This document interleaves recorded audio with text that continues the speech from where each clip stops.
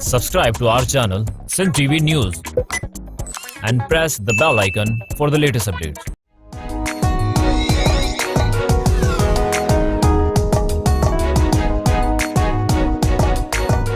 अस्सलाम वालेकुम। Programme KP time के साथ मैं हूं समर खटक। पाकिस्तान की खारजा पॉलिसी पे तो बात होती रही है, पख्तून इस हवाले से क्या सोचते हैं इस पे बहुत कम बात हुई है। गुज़िश्ता कई दहाइयों से हमारी मगरबी सरहद मुश्किलात का शिकार रही है और तारीख भी यही बताती है कि जनूबी एशिया पर हमले इसी सरहद से होते रहे हैं और हर हमलावर के लिए ये सरहद पार करना मुश्किल रहा है। हमारे आज के प्रोग्राम में बात होगी अफ़गानिस्तान और पाकिस्तान के ताल्लुकात पर। इस हवाले से तज़किरा होगा भारतीय मुदाखलत और अमेरिका की अफ़गानिस्तान से वापसी पर। इसके अलावा पाकिस्तान के चीन और रूस से ताल्लुकात के हवाले से भी आज के प्रोग्राम में बात होगी। आलमी अमूर पर गहरी नज़र रखने वाले पेशावर यूनिवर्सिटी के शोबा institute of peace and conflict studies के डायरेक्टर प्रोफेसर हुसैन शहीद सोहरवर्दी हमारे साथ मौजूद है। आइए उनसे बात करते हैं। सर अस्सलाम वालेकुम and welcome to the show. Thank you so much. Sir हमें बहुत खुशी महसूस हो रही है आज जब हमारे साथ आप यहाँ मौजूद हैं प्रोग्राम में, हमें ज्वाइन किया आपने। सर आज मशरिक़ की जो सरहद है उस पर तो हमें भारतीय जंगी जुनून नज़र आ रहा है। आप क्या समझते हैं कि हम यही जो जंगी जुनून है हमारी मगरबी सरहद पर हमारे लिए मुश्किलात का बायस बन सकती है? नहीं, देखिए इन दोनों का ताल्लुक़ जो है बिल्कुल मुख्तलिफ़ पैराए में है। मशरिक़ी सरहद पर जो मामलात इस वक्त चल रहे हैं वो उनकी अपनी जो अंदरूनी पॉलिसी है उसकी रिफ्लेक्शन हमें नज़र आती है। हमें अंदाज़ा होता है कि वो चाहते ही यही हैं, वो अपने अंदरूनी मामलात जो हैं वो उसके ज़रिए सेटल डाउन करना चाहते हैं। ये एक सूडो क्राइसिस है, वक्ती तौर पर उन्होंने एक जो है मामलात बना दिए, बहरान बना दिया है, लेकिन इसमें कोई पेशरफ्त नहीं होनी है। उसमें उन्होंने अपने लिए कुछ मकासद हासिल करने हैं। अब डोमेस्टिक कंजम्पशन के लिए वो मकासद हासिल हो जाएँ तो उसके बाद सब कुछ ठीक हो जाएगा और उससे पीछे हट जाना है। और आप देख रहे हैं कि वो एक हाइप लेकर गए हैं, एक ख़ास सतह तक लेकर गए और उसके बाद वो वापस जाना शुरू हो भी गया है वो जो बहरान उन्होंने पैदा किया। तो इसलिए मैं इसको एक बहुत मसनूई बहरान कहता हूँ। जहाँ तक मगरबी सतह की बात है तो उसमें ज़हन में रखिएगा कि सारी दुनिया जो है उसकी तरफ फोकस कर रही है। अफ़गानिस्तान में क़याम अमन, इस्तेकाम, जो प्रोसेस चल रहा है अमन के लिहाज से दोहा में, वो सब चीज़ें बहुत अहम हैं। अफ़गानिस्तान में अमन रहेगा तो वहाँ पर बड़े बड़े प्रोजेक्ट जो सेंट्रल एशिया में या साउथ एशिया में हो रहे हैं वो उनकी कामयाबी की ज़मानत होगी। अगर वहाँ अमन नहीं होता है तो एक शोरिशें जो एक सीरीज़ ऑफ तहरीकें जो हैं वो शुरू हो जाएंगी जो कि बहुत ख़तरनाक साबित होंगी। फिर आप देखिए कि अगर अल-कायदा ख़त्म होती है तो तालिबान मजबूत हो जाते हैं। तालिबान अभी तक उनकी कमर टूटने में जो है अमेरिका भरपूर तरीके से नाकाम नज़र आ रहा है आपको। फिर एक और जो है शोरश उठी है दाइश की शक्ल में। तो ये साबित कर रही है कि मगरबी सरहदों पर जो खाना जंगी है अफ़गानिस्तान के अंदर वो बहरहाल हमें मुतासिर करती रहेगी। ये एक मुझे लगता है परमानेंट फ़ीचर है। जब तक कि अफ़गानिस्तान के अंदर अमन नहीं आता, अफ़गानिस्तान के अंदरून जो पार्टीज़ हैं यानी कि हुकूमत और तालिबान के दरमियान कोई मफाहमत नहीं हो जाती, अमेरिका ने अभी जो प्रोसेस शुरू किया है वो किसी हद तक जो है कामयाब नहीं हो जाता जब तक ये रहेगा।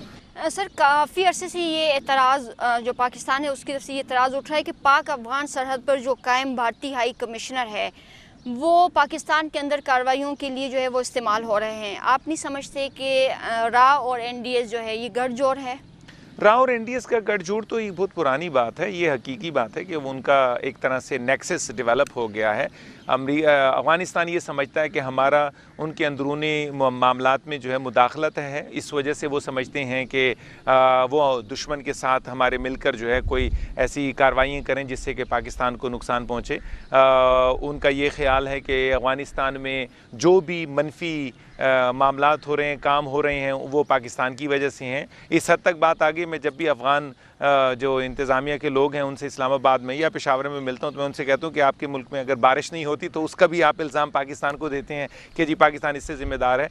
इनको इस गलतफहमी से बाहर निकलना होगा। अफ़गानिस्तान बज़ात ख़ुद एक इंतहाई मुश्किल हालात से गुज़र रहा है। वहाँ पर डॉक्टर अशरफ गनी एक ख़ास परसेंटेज एरिया के लिहाज से जो उसको ऊपर हुक्मरानी कर रहे हैं, एक ख़ास परसेंटेज उनके हुक्मरानी में आती भी नहीं है। तालिबान क्लेम करते हैं कि हम यहाँ हुक्मरानी कर रहे हैं। तालिबान और हुकूमत के दरमियान अफ़गान जो काबुल इंतज़ामी उनके दरमियान एक ज़बरदस्त किस्म की जंग शुरू है। उसमें अमेरिका को जो है वो भी काफ़ी नुकसान हो रहा है। तो ऐसे मामलात में सिर्फ़ एक पाकिस्तान के ऊपर उंगली उठाना जो है वो कोई सेंस नहीं बनाता। अफ़गानिस्तान इस वक्त एजेंसियों का गढ़ है और हर मुल्क उसके अंदर इन्वॉल्व है। आप देख लीजिए कि अमेरिका हज़ारों मील दूर से आकर भी वहाँ पर इन्वॉल्व है, उसमें चाइना इन्वॉल्व है, उसमें दुबई इन्वॉल्व है, उसमें जितने इंडिया तो बहुत मनफी किरदार अदा कर रहा है। इंडिया मनफी किरदार कैसे अदा कर रहा है? देखिए, इंडिया का मुस्बत किरदार अफ़गानिस्तान के लिए, लेकिन इंडिया अफ़गानिस्तान की सरजमीन को पाकिस्तान के ख़िलाफ़ इस्तेमाल कर रहा है और ये कोई ढकी छुपी बात नहीं है। आप देख सकते हैं कुलभूषण जब से पकड़े गए हैं उनकी ज़बानी काफ़ी चीज़ें सामने देखने को आई हैं। ईरान की सरजमीन को भी इस्तेमाल किया जा रहा है। तो ऐसी सूरत हाल में सिर्फ पाकिस्तान पर उंगली उठाना कि पाकिस्तान उसका ज़िम्मेदार है कोई सेंस नहीं बनाता है। बल्कि अगर आप मुझे ये इजाज़त दे दें तो मेरा तो ये ख्याल है कि अफ़गानिस्तान में जो बुरे हालात हैं उसी तरह के बुरे हालात आपको पाकिस्तान में नज़र आते हैं, उसी तरह के बुरे हालात आपको इंडिया में नज़र आते हैं, वही बुरे हालात आपको ईरान में भी नज़र आ रहे हैं। यानी इस इलाके में, इस पूरे खित्ते में कोई मुल्क भी दहशतगर्दी से पाक नहीं है और उसमें गैर रियासती जो अनासर हैं वो बहुत ख़तरनाक किरदार अदा कर रहे हैं। पुलवामा का जो वाक़या हुआ है उसके लिहाज से वो पाकिस्तान, पुलवामा का वाक़या हुआ नहीं कि उन्होंने पाकिस्तान का नाम ले लिया। हालांकि यहाँ पर जो गैर रियासती अनासर हैं इंडिया में जो काम कर रहे हैं वो मेरा ख्याल है वो बड़ा बेहतर, उनके जो काम था, जो मकासद थे वो पूरे हो गए। दोनों मुल्क जो हैं वो बिल्कुल ब्रिंक ऑफ वॉर पर आ गए और वही तो वो चाहते थे। तो वक्त का तकाजा ये है कि हम तमाम मुमालिक मिलकर एक ज़बरदस्त किस्म का फ्रंट बनाएं जो कि दहशतगर्दी के ख़िलाफ़ हो। वो चाहे अफ़गानिस्तान में है, चाहे ईरान में है, पाकिस्तान में है, चाहे वो इंडिया में है। तहज़ीब याफ्ता जो कौमें हैं वो गठजोड़ बेहतरी के लिए करती हैं। आप मनफी किरदार के लिए तमाम दहशतगर्द तंजीमों को एक दूसरे से ताउन करते हुए देखिए। देखिए, मुमकिन है या नहीं है, जब तक कि हम इस चीज़ का इदराक नहीं कर लेते कि तमाम दहशतगर्द तंजीमें एक दूसरे के साथ गठजोड़ किए बैठी हैं और वो एक दूसरे को की पुष्टपनाही कर रही हैं, तब तक ये मुमकिन नहीं होगा। अगर ये हम आइडेंटिफाई कर लेते हैं अपने कॉमन एनिमी को, जो मुश्तरका दुश्मन है, तो हम फिर सब इकट्ठे हो जाएंगे। जब तक वो आइडेंटिफाई नहीं होगा, पाकिस्तान, अफ़गानिस्तान, पाकिस्तान, इंडिया, ईरान, ये तमाम के तमाम एक दूसरे के दस्तो गिरबां होंगे और किसी को फ़ायदा नहीं होना, इनको फ़ायदा सिर्फ दुश्मन को होना है। सर, ख़बरें आ रही हैं कि बलोच लिबरेशन फ्रंट और बलोच लिबरेशन जो आर्मी है उसको भी अफ़गानिस्तान में मौजूद पाकिस्तान दुश्मन जो कुव्वतें वो सपोर्ट कर रही हैं, तो इसमें कितनी हकीकत है? देखिए, अफ़गानिस्तान जिस तरह से आप सवाल पूछ रही हैं, मुझे यूँ लग रहा है कि आप अफ़गानिस्तान को एक बहुत ज़बरदस्त किस्म का वेरी वेल इस्टेब्लिश्ड मुल्क समझ रही हैं और वहाँ पर अगर कोई ऐसे दहशतगर्द अनासर वहाँ पर कोई उन्होंने पनाहगाहें बना ली हैं तो अफ़गानिस्तान को बड़ा ज़िम्मेदाराना किरदार अदा करना चाहिए कि वो उनको वहाँ से ख़त्म करे। मैं तो ये समझता हूँ कि अफ़गानिस्तान बज़ात ख़ुद एक हुकूमत के तहत नहीं चल रहा, वो उसकी कैपेसिटी इतनी नहीं है कि वो इन दहशतगर्द तंजीमों का कला कमा कर सके या उनके पीछे जा सकें। उनकी आर्मी की ये कैपेसिटी नहीं है। आप देखिए, सबसे ज़्यादा ड्रग एडिक्ट्स उनकी आर्मी में नज़र आ रहे हैं। दुनिया में एक आर्मी में सबसे ज़्यादा डिजर्शन लेवल जो है तो वो अफ़गानिस्तान की आर्मी में है और ये मेरे स्टैटिस्टिक्स नहीं है, ये UN बताता है, यानी ये कि न्यूट्रल एक बॉडी है जो बता रही है कि ये। तो ऐसी सूरत हाल में अफ़गानिस्तान में अगर बलूचिस्तान लिबरेशन फ्रंट और बलूचिस्तान लिबरेशन आर्मी और TTP के लीडरशिप वहाँ जाके पनाह गाहें उन्होंने अपनी बना ली हैं, तो ये मेरे लिए कोई सरप्राइज़ नहीं है। अफ़गानिस्तान एक ऐसा मुल्क नहीं है वेरी वेल इस्टेब्लिश जहाँ पर कि ऐसे अनासर का कला कमा किया जा सके। उनकी हुकूमत में वो कैपेसिटी नहीं है। जब भी हुकूमत में कैपेसिटी नहीं होती है तो वो मुल्क गंदे अंडों की अमाजगाह होती है और वही हालत इस वक्त अफ़गानिस्तान की है। हाँ, ये दूसरी बात है कि 9/11 से पहले तो अफ़गानिस्तान की इससे भी बुरी हालत थी, अब तो फिर भी कुछ बेहतर है, कुछ ना कुछ हो रहा है। अफ़गानिस्तान को मज़ीद इम्प्रूव करना होगा अपने आप को और उसके लिए बुनियादी इकाई उसकी ये है कि ये जो अमन का जो मामला चल रहा है अफ़गानिस्तान और अफ़गान हुकूमत और तालिबान के दरमियान अमेरिका जो बीच में जो है सालिसी का किरदार अदा कर रहा है, अमेरिका जो चाहता है कि ये मामला जो है सेटल डाउन हो जाएं दोहा में, अगर ये कामयाब हो जाते हैं उस वक्त आप ये सवाल जो है मजबूत तरीके से कर सकती हैं और उस वक्त वाकई हम काबुल इंतज़ामिया को मौरूदुल इल्ज़ाम ठहराएंगे कि उन्होंने ऐसे गंदे अंडों का कलाकमा क्यों नहीं किया। इस वक्त तक तो मैं नहीं समझता कि डॉक्टर अशरफ गनी की हुकूमत इस पोजीशन में है कि वो किसी भी ऐसे इंट्रूडर को जो है निकाल सके या उसको कोई सज़ा दे सके। सर इस टाइम ब्रेक का टाइम हुआ है, ब्रेक के बाद मज़ीद आपसे बात करेंगे, लेते हैं छोटी सी ब्रेक।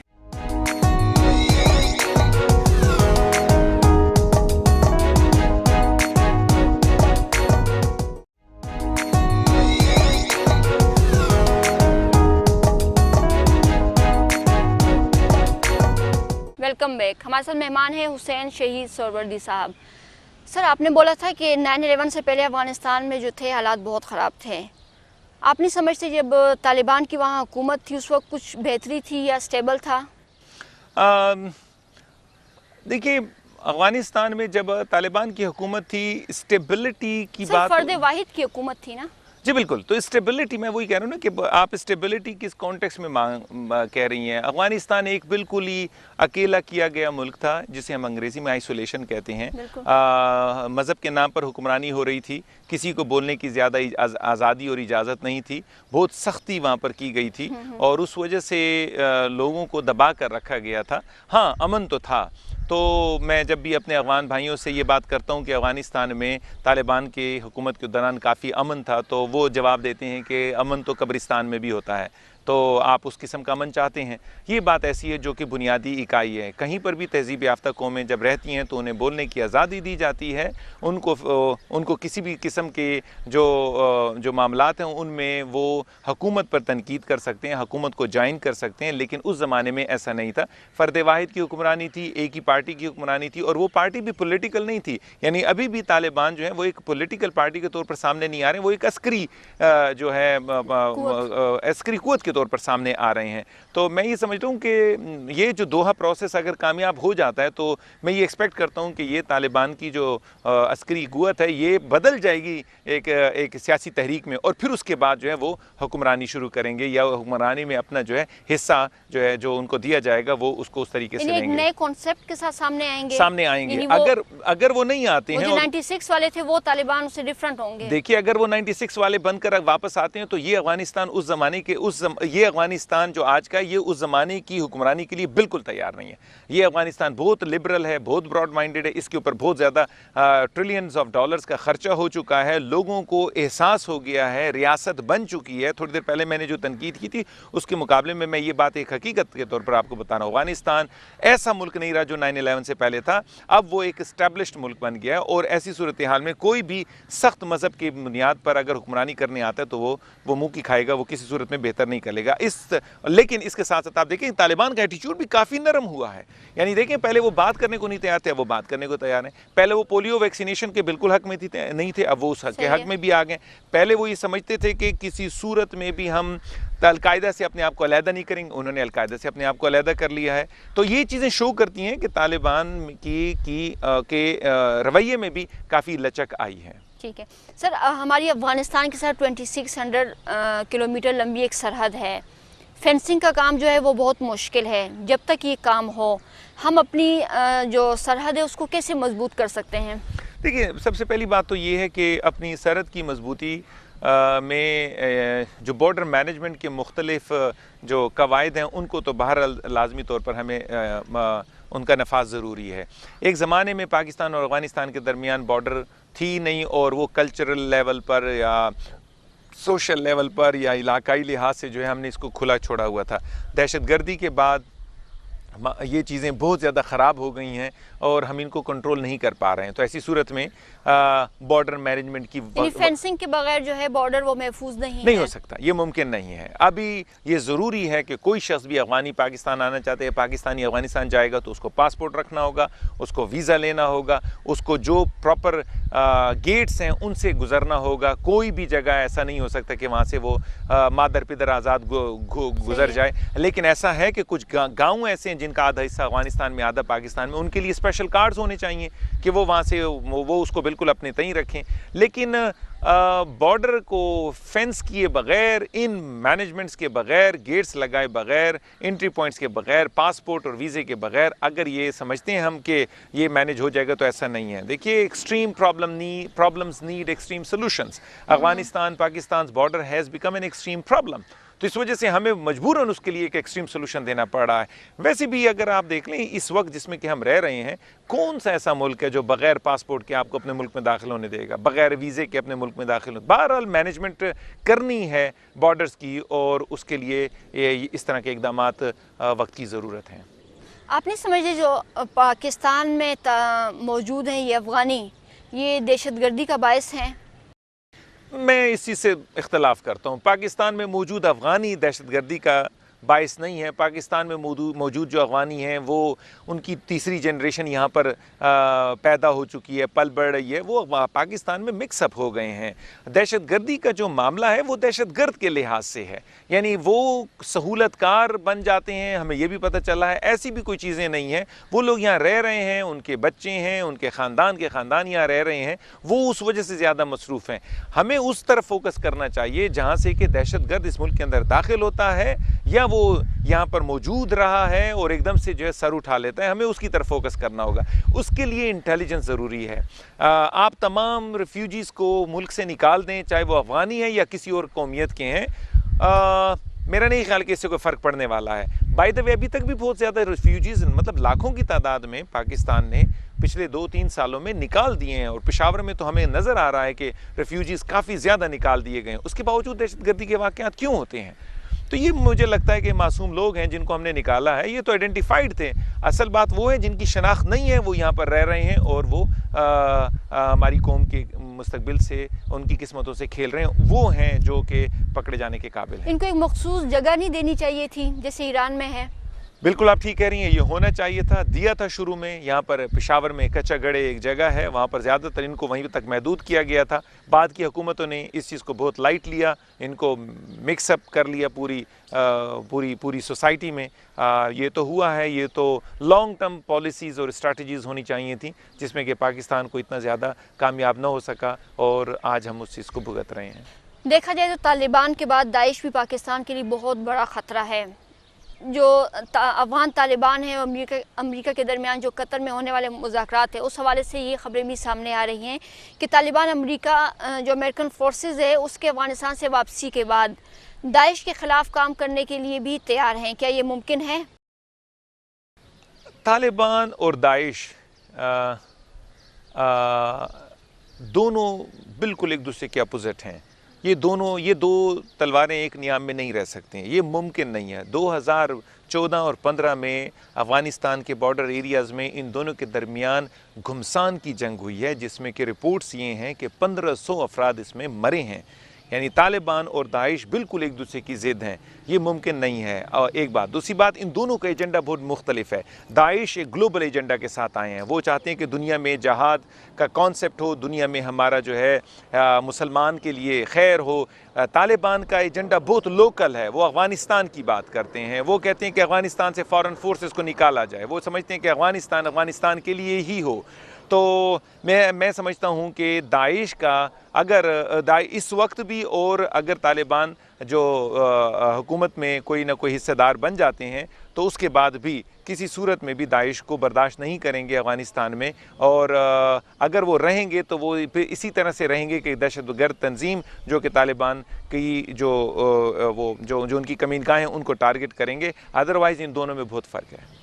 ये अफ़गान तालिबान और ये जो अमेरिका है, इस हवाले से आपसे पूछना है कि इनके दरमियान जो होने वाली बातचीत है, इसका मुंतकी इंजाम आपको क्या नज़र आता है? बहुत खूबसूरत और बहुत ज़्यादा इस वक्त के लिहाज से रेलेवेंट सवाल आपने पूछा है।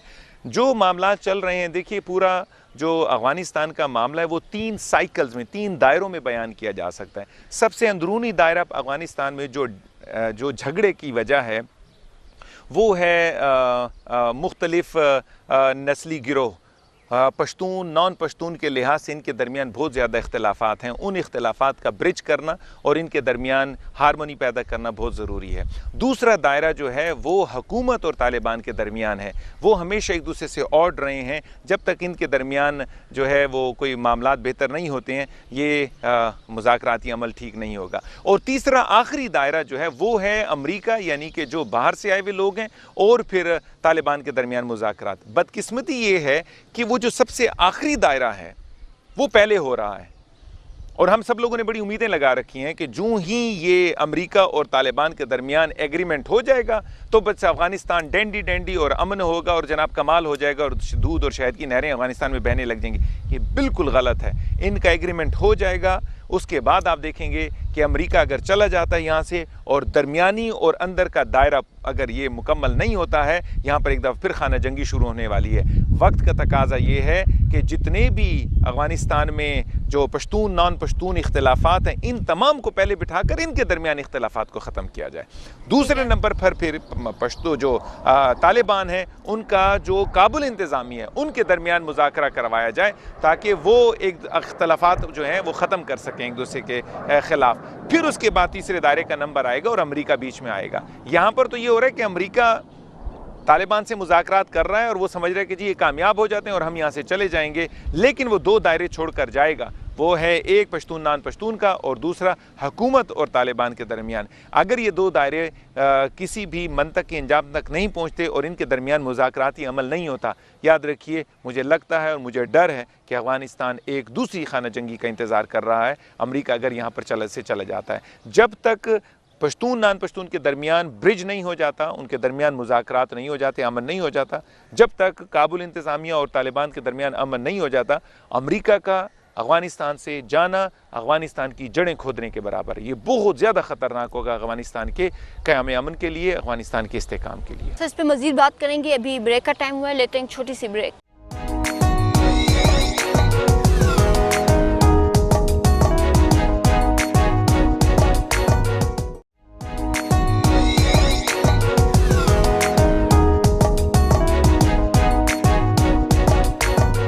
Welcome back. हमारे साथ मेहमान हैं हुसैन शहीद सोहरवर्दी साहब।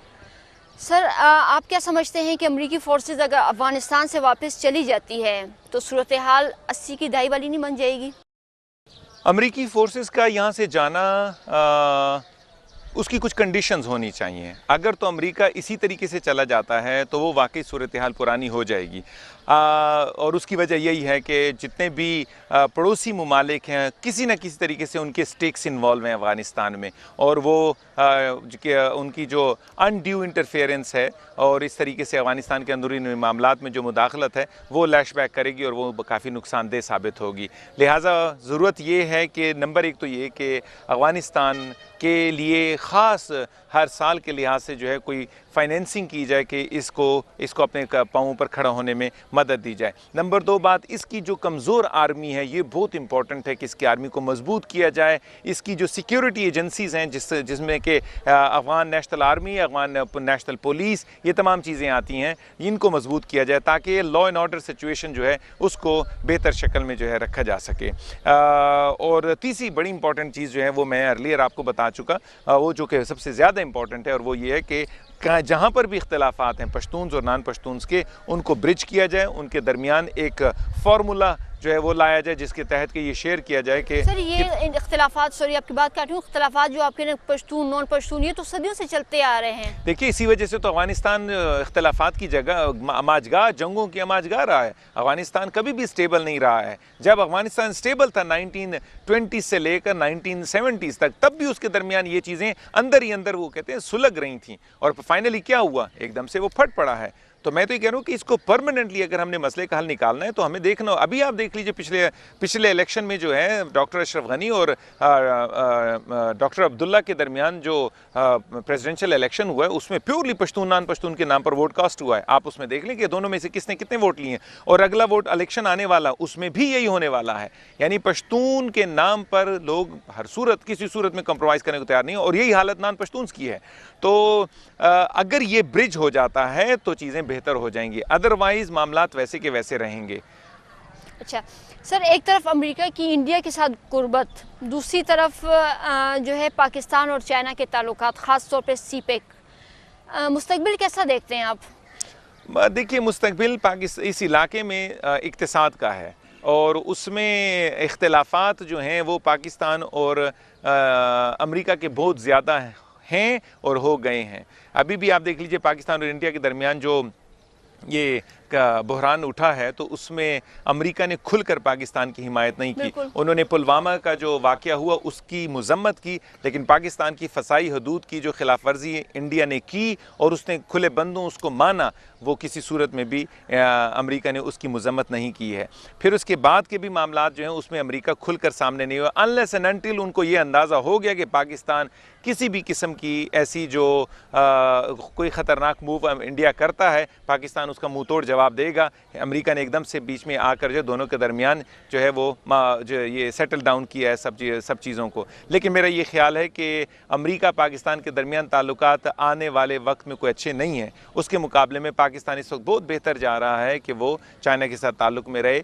पाकिस्तान में जो सोचों में तब्दीली आ गई है, सिक्योरिटी के लिहाज से अब हमने सोचना बंद कर दिया है, हम इक़्तिसादी लिहाज से सोचने लग गए हैं। हम अगर रशिया की तरफ जाते हैं तो हमारा मतलब है कि कोई गैस एग्रीमेंट उनके साथ हो जाए, कोई ऐसी कोई एनर्जी एग्रीमेंट हो जाए। अगर हम चाइना की तरफ जा रहे हैं तो वंस अगेन हम इकोनॉमिक ओरिएंटेड एग्रीमेंट ज़्यादातर कर रहे हैं। तो ये शिफ्ट पाकिस्तान में आपको नज़र आ रही है कि सिक्योरिटी से इकोनॉमिक्स की तरफ हो गए, और मेरे ख्याल में उसकी वजह कंपनी है। पाकिस्तान ने चाइना की उसकी दोस्ती हो गई है, चाइना की कंपनी इख्तियार कर ली है पाकिस्तान ने, तो वो इकोनॉमिक्स टर्म्स में सोच रहा है बजाय इसके कि सिक्योरिटी के लिहाज से सोचे।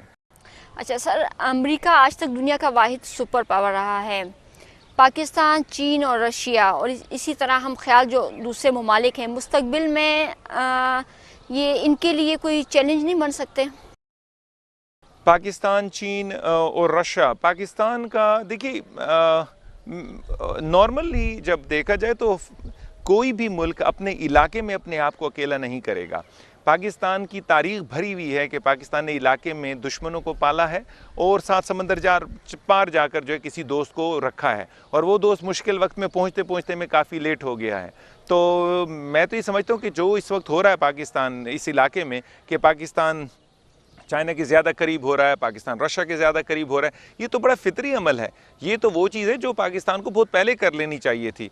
और मैं समझता हूँ कि पाकिस्तान ने अपनी तारीख़ से सीखा है कि दूर जाकर यारी दोस्ती गांठने से बेहतर है कि अपने इलाके में दोस्तों को, अपने पड़ोसियों को जो है दोस्त बनाया जाए। होपफुली किसी वक्त ऐसा आएगा कि पाकिस्तान ये इंडिया के ताल्लुकात भी इन मामलात में जो हैं बेहतर हो जाएंगे। पाकिस्तान अफ़गानिस्तान के जो रिलेशंस हैं वो भी किसी ज़माने में अच्छे हो जाएंगे।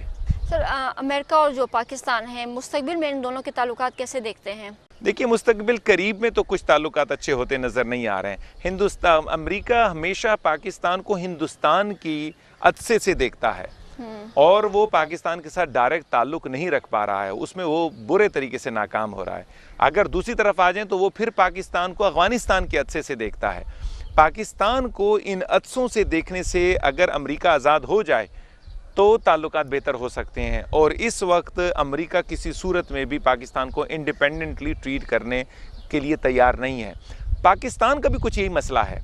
हम हमेशा ये देखते हैं कि किसी मुल्क का ताल्लुक इंडिया से कैसा है, हम उस पैराए में उस मुल्क के साथ ताल्लुक जो है वो बनाते हैं। ये भी बिल्कुल गलत है। हमें एक इंडिपेंडेंट पॉलिसी इख्तियार करनी चाहिए। इंडिया के साथ कोई जितना भी शीरो शक्कर हो, हमारे साथ अगर बेहतर है, हमारे साथ अगर वो अच्छा है तो हमें उसको गले लगा लेना चाहिए।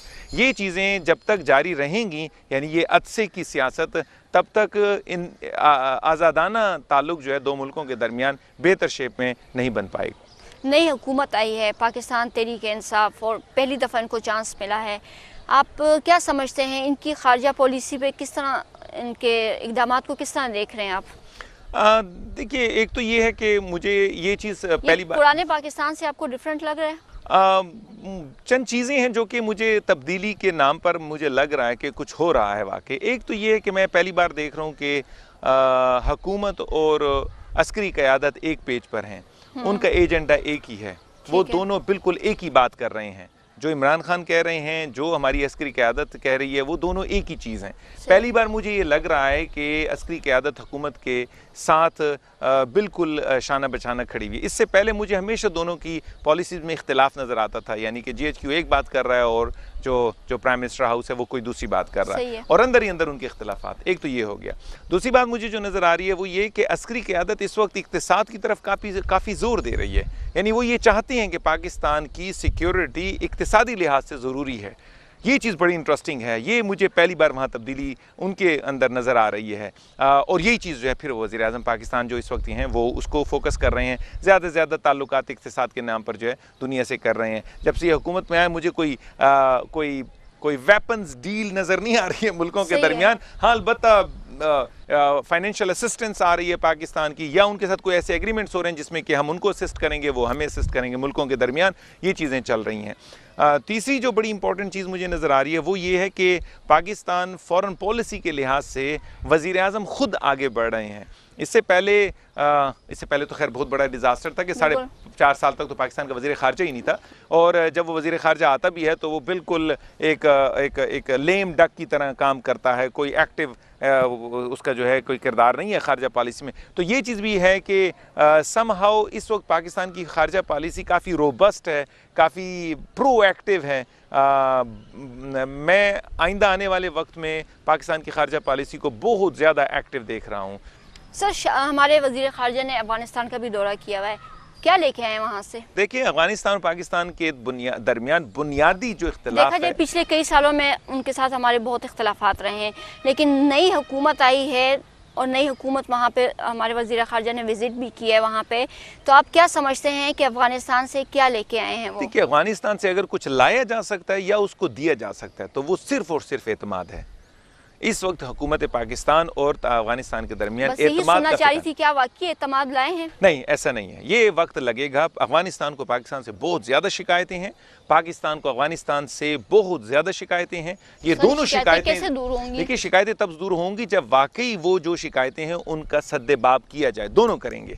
पाकिस्तान तो ये बताता है कि TTP की पूरी क़यादत अफगानिस्तान में बैठी हुई है, हम चाहते हैं कि उनका कला कमा किया जाए, उनको निकाला जाए। लेकिन मेरा पहले से सवाल था, आपके सवाल था, उसका जवाब मैंने जो बताया कि अफगानिस्तान की जो नेशनल आर्मी है उसकी कैपेसिटी नहीं है कि उनको मार सके। तो किस तरह से दोनों एग्रीमेंट करें कि वो कैपेसिटी बिल्ट हो और जॉइंटली वो करें। अफगानिस्तान को शिकायत है कि अफगान तालिबान की क़यादत पाकिस्तान में बैठी हुई अगर है तो पाकिस्तान उसको बताए, और अगर नहीं है तो वो भी बताए। यानी इस वक्त आप देखिए, मुल्ला मंसूर का ईरान से आते हुए मारे गए हैं।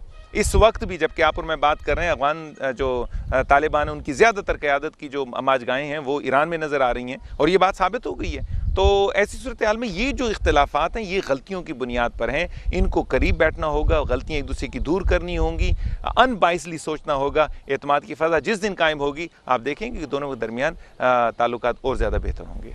सर, आपका बहुत शुक्रिया, आपने हमें अपना कीमती टाइम दिया। नाज़रीन, हमारे साथ आज मेहमान थे पेशावर यूनिवर्सिटी के शोबा institute of peace and conflict studies के प्रोफेसर हुसैन शहीद सरवर्दी साहब। आपने उनकी बातें सुनी, उन्होंने पाकिस्तान की खारजा पॉलिसी के हवाले से बहुत से इंकशाफात किए, और यकीनी तौर पर हमारे ज़हन में जो बहुत से सवालात थे उनके जवाबात आपको मिल गए होंगे। अगले प्रोग्राम तक के लिए अल्लाह पामान।